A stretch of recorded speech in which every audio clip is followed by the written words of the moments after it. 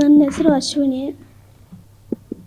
8 ಗಂಟೆಗೆ ಹೋದ್ವಿ ಹಾಸ್ಪಿಟ್ಲಿಗೆ. ನಾವು 8 ಗಂಟೆಗೆ ಹೋದ್ವಿ. ಹಾಸ್ಪಿಟ್ಲಿಗೆ ಹೋಗಿ ನಮ್ಮ ಆ ಅಮ್ಮ ಯಾರೋ ಅಮ್ಮ ಇದ್ರು.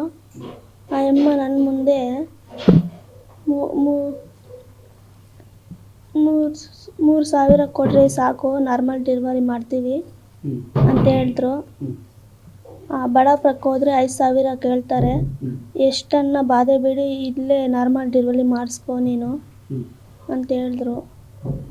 ಅವರು ಸಿಸ್ಟರ್ಗಳೆಲ್ಲ ಬಡಾಪುರಕ್ಕೆ ಹೋಗ್ತೀಯೇನು ನೀನು, ಅಲ್ಲಿ ಕೊಯ್ದು ತೆಗಿತಾರೆ ಅಂತ ಎಲ್ಲ ಭಯ ಪಡಿಸಿದ್ರು ಸರ್ ನನ್ನನ್ನು.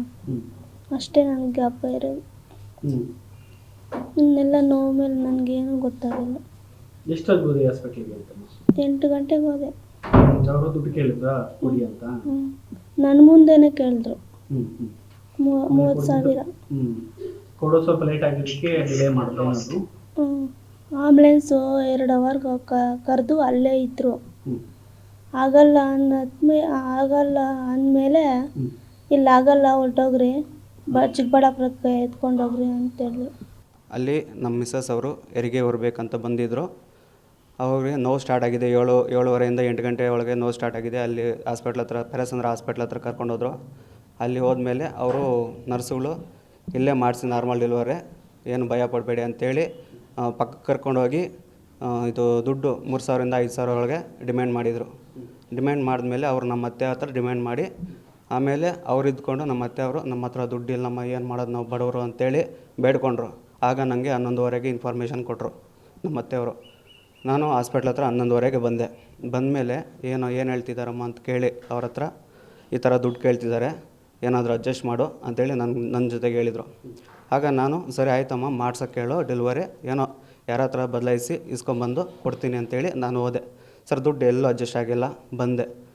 ಬಂದ ಕೂಡಲೇ ಅವರು ದುಡ್ಡುಗೋಸ್ಕರ ಒಂದು ಪ್ರಾಣನ ಕಳೆದುಬಿಟ್ರು ಸರ್. ಅಲ್ಲಿ ಏನೋ ಲಂಚ ಥರ ಮಾಡಿ ಒಂದು ಪ್ರಾಣ ಅಲ್ಲಿ ತೆಗೆಸ್ಬಿಟ್ರು. ಆಮೇಲೆ ಬಂದು ಮಾಡಿ ಅಂತ ಅವರೇ ನನಗೆ ಏನೋ ನಿಮ್ಮ ಮಿಸ್ಸಸ್ ಹತ್ರ ಹೇಳೋ, ಧೈರ್ಯವಾಗಿ ಹೇಳೋ, ಇಲ್ಲೊಂದು ಅರ್ಧ ಗಂಟೆ ಮಗುನ ತಾಯಿನ ನಿಮಗೆ ಕ್ಷೇಮವಾಗಿ ಕೊಡ್ತೀನಿ ಅಂತೇಳಿ ಅವ್ರು ನನಗೆ ನಂಬಿಕೆ ಕೊಟ್ಟರು ಸರ್. ಆಮೇಲೆ ನಾನು ಹೋಗಿ ಏನು ಭಯ ಪಡಬೇಡ, ಅವ್ರು ಮಾಡ್ತಾರೆ ಅಂತೇಳಿ ನಾನು ಆಚೆ ಬಂದುಬಿಟ್ಟೆ ಸರ್. ಈ ಥರ ಸಮಯ ಏನು 7:30ಇಂದ ಹಿಡಿದು 1:30 ಗಂಟೆ ಅಲ್ಲೇ ಸಮಯ ವೇಸ್ಟ್ ಮಾಡಿ, ಆಮೇಲೆ ಅವರೇ ಆಂಬುಲೆನ್ಸ್ ಕರೆಸಿ ಆಮೇಲೆ ಚಿಕ್ಕಬಳ್ಳಾಪುರಕ್ಕೆ ಹಾಕ್ಕೊಂಬಂದ್ರು ಸರ್. ಚಿಕ್ಕಬಳ್ಳಾಪುರ ಬಂದಮೇಲೆ ಇಲ್ಲಿ ಅವರು ಏನು ವೈದ್ಯಕೀಯರು ಬಂದಮೇಲೆ ಅವರು ಇಲ್ಲ, ಮಗು ಸತ್ತೋಗಿದೆ, ಮಗು ಪ್ರಾಣ ಹೊರಟೋಗಿದೆ, ತಾಯಿ ಪ್ರಾಣ ಮಾತ್ರ ಕೊಡ್ತೀವಿ ಅಂತೇಳಿ ಹೇಳಿದರು ಸರ್. ಮಗುಗೆ ಡೆತ್ ಆಗಿದೆ? ಹಾಂ, ಮಗುಗೆ ಡೆತ್ ಆಗಿದೆ ಸರ್. ಇದಕ್ಕೆ ಜವಾಬ್ದಾರಿ ಯಾರು? ನರ್ಸ್ಗಳೇ ಸರ್. ಅವರು ದುಡ್ಡು ಕೇಳಿದ್ದಕ್ಕೆ ನಾವೊಂದು ಪ್ರಾಣ ಹೋಯ್ತು ಸರ್. ಇದು ಬಡವ್ರ ಹಾಸ್ಪಿಟ್ಲ್ ಅಂತ ಹೋಗಿ ನಾವು ಗೌರ್ಮೆಂಟ್ ಹಾಸ್ಪಿಟ್ಲ್ ಅಂತ ನಂಬ್ಕೊಂಡು ಹೋಗಿರ್ತೀವಿ ಸರ್. ನಮಗೆ ಅವರು ಅನ್ಯಾಯ ಮಾಡಿ ಮತ್ತೆ ಮಧ್ಯಾಹ್ನ ಹೇಳಿದ್ರು ಅಂತ ಸರ್. ಮೊದಲು ನಾವು ಮಾಡ್ತೀವಿ, ನಾರ್ಮಲ್ ಡೆಲಿವರಿ ಮಾಡ್ತೀವಿ ಅಂತೇಳಿ ಧೈರ್ಯ ಕೊಟ್ಟರು ಸರ್ ಅವರೇ. ಆಮೇಲೆ ಸಮಯ ವೇಸ್ಟ್ ಮಾಡಿದರು. ಹಂಗೆ ವೇಸ್ಟ್ ಮಾಡ್ತಾ ಕೊಡ್ತೀವಿ ಅರ್ಧ ಗಂಟೆ ಅಂತ ಹೇಳಿ ನಮಗೆ ಧೈರ್ಯ ಕೊಟ್ಟ ಮೇಲೆ ನಾವು ಸರಿ ಮಾಡ್ತಾರೆ ಅಂತೇಳಿ ನಾವು ಅಂದ್ಕೊಂಡೆ. ಆಮೇಲೆ ಟೈಮ್ ಮೀರಿತ್ತು. ಅವ್ರಿಗೆ ಗೊತ್ತಾಯ್ತೇನೋ ಏನೋ ಗೊತ್ತಿಲ್ಲ ಸರ್, ಅಲ್ಲೇ ಮಗು ಹೊಟ್ಟೆಯಲ್ಲಿ ಹೋಗಿದೆ ಅಂತ ಗೊತ್ತಾಗಿರ್ಬೋದು ಅವ್ರಿಗೆ.